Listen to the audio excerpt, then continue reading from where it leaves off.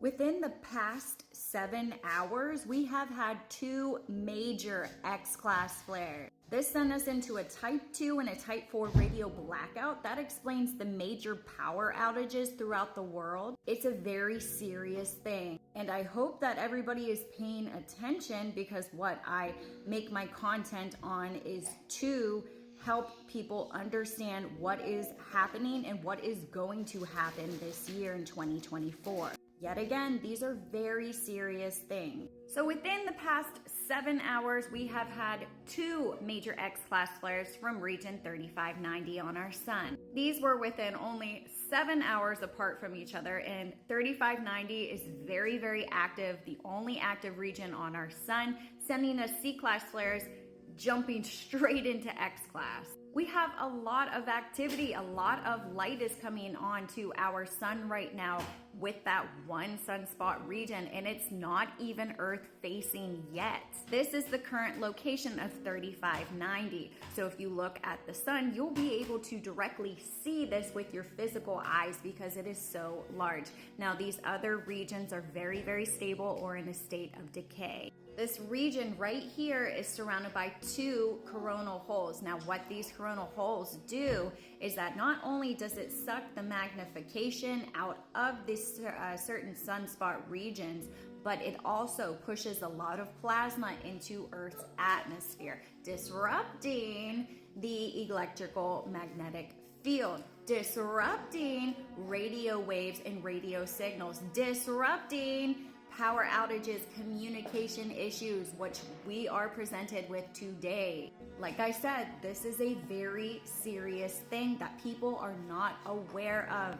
I'm trying to spread this awareness. Wake up, guys, it's coming. Now, I do want to note that both of these solar flares produced 0 coronal mass ejections, which means that none of the plasma actually ejected out of these solar flares. However, we did have a lot of radio disruption because of these 2 solar flares, because they're so intense and the coronal holes that surround it. Here is a layout of where these magnetic fields lie within our sun. And remember, our sun's magnetic poles are flipping. This is the solar maximum. This is what happened. So you can see our region 3590 and the plasma magnetic connections that it has going into these 2 coronal holes. Yet again, there are no CMEs directed with any of these X flares.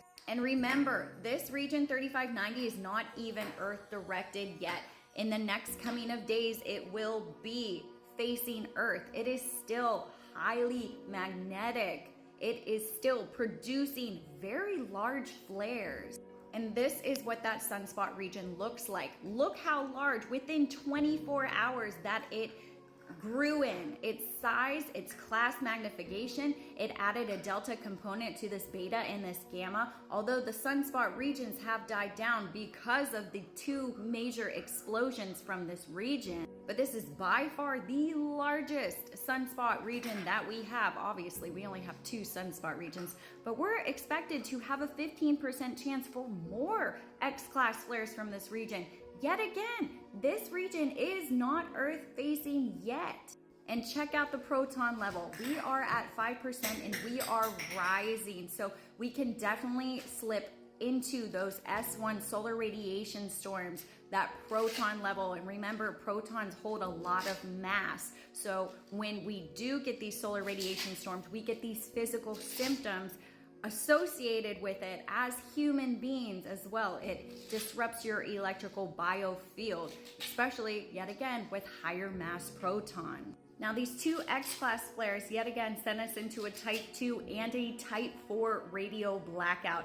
You can see here the absorption and how it continued pulsing throughout our world. So that's why this power outage was worldwide, because these were back-to-back 2 major X-class flares. And it disrupts the whole system. Flights can be down, GPS doesn't work, your cell phones don't work. Radio blackouts affect radio waves. This is a big deal, guys. We need to continuously spread the word about solar weather. Human beings really need to be aware because this is the largest threat that we have. The National Weather Service, largest threat by far. This is what we're associating all of this with. Now here is what we're presented with our radio blackout in the current moment. Remember, the absorption is going to go in and out throughout the day, especially because we're probably going to see some C-class flares, some M-class flares, 15% for another X-class flare. But yet again, sent us into a type 2 and a type 4 radio blackout. This is no joke. I'm gonna say it again, it's not a joke.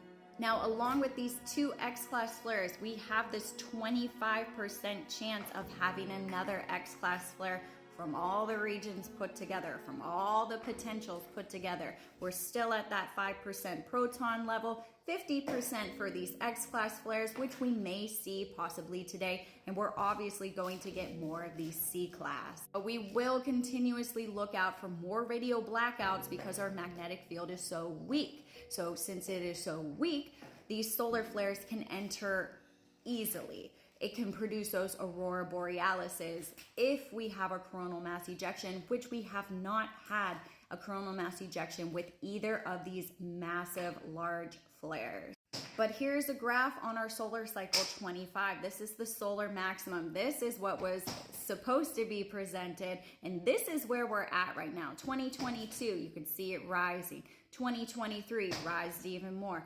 Okay, 2024, we are jumping into that solar maximum. We are above this average line. We are crossing that. We are going even higher. 2024 to 2025, this is the peak. We're in the peak right now. Same with the solar flux progression. We have jumped into majorly high volumes of this solar energy. And I want to note that region 3575 is not on our sun yet, but this produced an X-class flare a little bit ago. So it is coming back onto the sun, and we are going to see how complex this region is now since it turned. So we have one massively, highly magnetically complex region, 3590, that gave us two X-class flares within 7 hours. And we have this new region, 3575, that is going to be headed directly onto our sun that produced the last X-class flare. Solar maximum is really speeding up a lot quicker than I predicted. 2024, it's only February, guys. It's only February. This is ridiculous. I didn't expect it to be this quick. This is quick. But obviously, solar maximum is at its peak now. Now, this is our geomagnetic forecast. We do not have any geomagnetic storms within the next couple of days because we didn't have any massive solar flares. We will have a slight increase in our solar winds, but predictions around 360 kilometers per second, which is very low. So we are just awaiting what this new region does and how active it becomes. Also, our Schumann is pretty quiet. We are integrating a lot, but we have a lot of planetary alignments that are really messing with us as well. Now, our frequency dipped just a little bit. We're probably going to see it rise just as it has done throughout the week. And this is due to the high pressurized energy that is surrounding our planet from both sides. So there is a lot of energy surrounding us right now. The 2-year cycle of Venus and Mars conjunct is ending, and we're beginning a new one. Energies can run high today, so beware. We are releasing the old and we are realigning with our new wants and our new needs. Today's energy is going to be focused on relationships and creative projects. And these feminine and masculine energies are creating new passions. And the Leo moon is pushing us to be heart aligned, to be courageous, brave, and bold. Mercury is also in the last day of Aquarius. This is pressuring us to grow. And the numerology of today supports building those relationships and growth. So let me know in the comments if you felt the X-class flares, if this energy is just too much, and how you're doing right now. Love ya!